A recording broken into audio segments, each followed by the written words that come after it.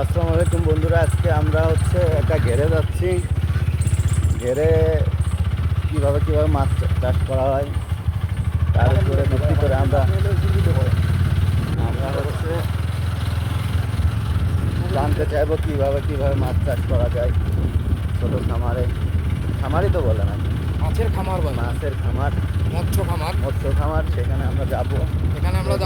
একটা বড় ঘেরের মালিকের সাথে আমাদের কথা হবে। আমরা এই ব্যবসা নিয়ে এত বড় না, ও হচ্ছে আমার দোস্ত।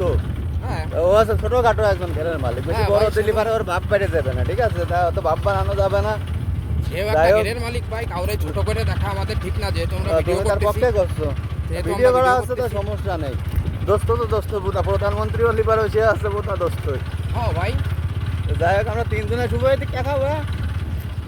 ও ছোট ভাই আছে লজ্জা পাচ্ছে, ও পাচ্ছে যে আমরা নিয়েন না, বুঝলাম না খাইনি।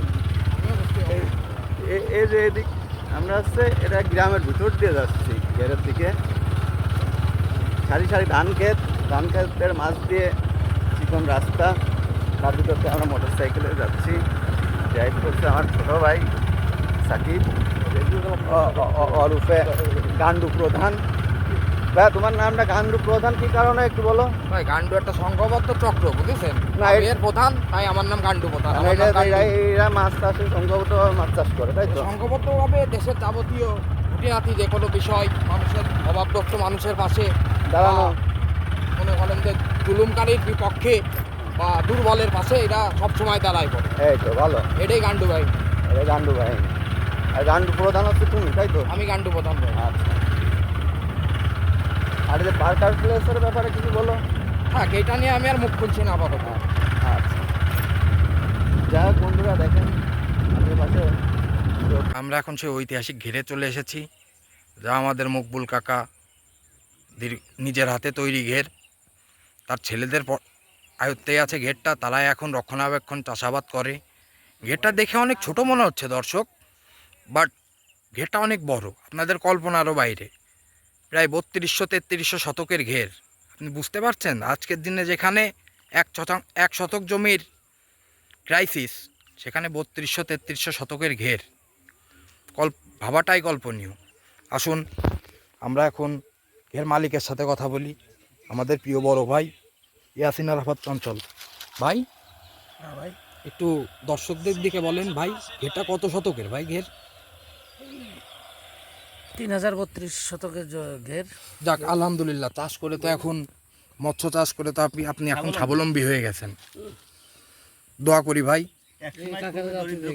দোয়া করি যে আপনি আরো স্বাবলম্বী হন। আচ্ছা ভাই, এখানে কি কি মাছ চাষ করেন আপনারা? এই রুই, মির্গে, কাতল, গ্লাস, চিতল, ব্লাড কাপ, মিনার কাপ, যাবতীয় দেশাল সমস্ত মাছ আছে ভাই এখানে কি ওই যে আমাদের শোনা যেমন যে অনেক বুনো মাছ যাদের বলে, সেই মাছগুলো কি পাওয়া যায় ভাই? হ্যাঁ অবশ্যই, শোল, টাকি এগুলো পাওয়া যায় এখানে।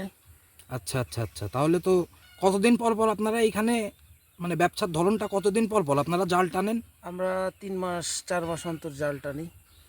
ও, 3 মাস 4 মাস অন্তর অন্তর মাছ বড় হয়ে যায়। কত টাকা আপনাদের এখানে ইনভেস্ট করা ভাই? একটা আনুমানিক। আমরা আনুমানিক এবার 6 লক্ষ টাকা ইনভেস্ট করেছি। ভবিষ্যতে আরো বাড়ানোর পরিকল্পনা আছে? এখন আস্তে আস্তে ব্যবসা বাড়াবো, বাদ বাকি আল্লাহর ইচ্ছা। এই যে আমাদের চঞ্চল ভাই, সে এখন এই ঘেরের মালিক, ঘের দেখাশোনা করেন এবং ঘেরের দায়িত্বে আছেন ভাই।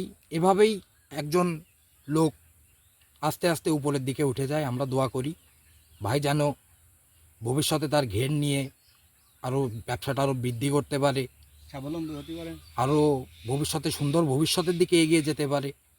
ভাইয়ের 2 ছেলে মেয়ে, ভাবি, 2 সন্তানদের নিয়ে ভাই অনেক সুখী আছে।